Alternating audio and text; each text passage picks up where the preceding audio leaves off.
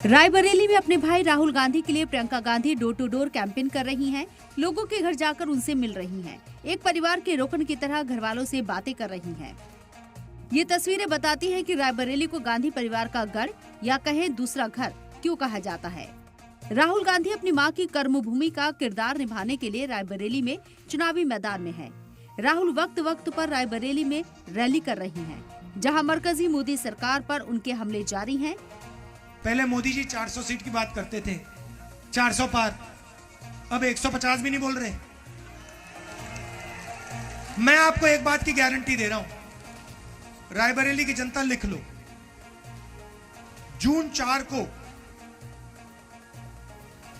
नरेंद्र मोदी हिंदुस्तान का प्रधानमंत्री नहीं है। वहीं प्रियंका पिछले कई दिनों से रायबरेली में डटी हुई हैं। वो लगातार इलाके के लोगों से मिलकर अपने भाई के लिए पब्लिक सपोर्ट जुटा रही हैं। कांग्रेस के लिए वोट मांग रही हैं।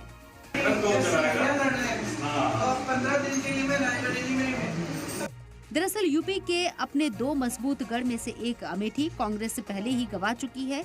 लिहाजा रायबरेली का रण अब कांग्रेस के लिए नाक की लड़ाई बन चुका है, जिसे जीतने के लिए दोनों भाई बहन अलग अलग मुद्दों को लेकर बीजेपी पर लगातार हमलावर हैं। नरेंद्र मोदी जो चाहते हैं 2-3 लोगों की सरकार, वो पूरी तरीके से चलाएंगे। जैसे ही ये संविधान खत्म होगा, ये सारे के सारे रास्ते आपके बंद हो जाएंगे।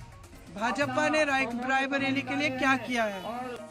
एक तरफ राहुल और प्रियंका रायबरेली का रण जीतने के लिए जी जान से जुटे हैं, तो दूसरी तरफ वो बीजेपी भी अपनी हिकमत अमली पर काम कर रही है। यूपी के सीएम योगी आदित्यनाथ आज रायबरेली में बीजेपी उम्मीदवार दिनेश सिंह के लिए तशहीर करने पहुंचे, तो उनके मंच पर गांधी परिवार की करीबी और इलाके की एमएलए रही अदिति सिंह भी मौजूद थी। इस दौरान योगी राहुल और प्रियंका पर जमकर बरसे। बहनों और भाइयों, क्या राहुल गांधी के संबंध है पाकिस्तान से? मैं नहीं समझ पाया। क्या संबंध है? मैं नहीं समझ पाया। मैं पूछना चाहूंगा कि 10 वर्ष नहीं, तुमने 65 वर्षों में कांग्रेस ने रायबरेली के लिए क्या किया? बीजेपी और कांग्रेस एक दूसरे के काम का हिसाब मांग रही है, तो वही अपोजिशन इत्तेहाद की हामी पार्टियों के बागी उनकी टेंशन बढ़ा रही हैं। कल रायबरेली में चुनावी रैली के बाद वजीर दाखिला अमित शाह समाजवादी पार्टी के नाराज एमएलए मनोज पांडे से मिलने पहुंचे, तो नई बातें चलने लगी।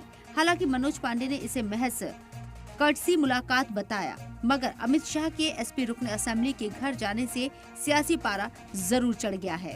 कहना गलत नहीं होगा कि मौजूदा चुनाव में रायबरेली यूपी की सबसे हॉट सीट बन चुकी है, और जब एक सीट पर चुनाव के लिए राहुल, प्रियंका और योगी शाह जैसे धुरंधर उतरे हों, तो समझना मुश्किल नहीं है कि ये महज एक सीट नहीं बल्कि साख की लड़ाई है। ब्यूरो रिपोर्ट, सलाम टीवी।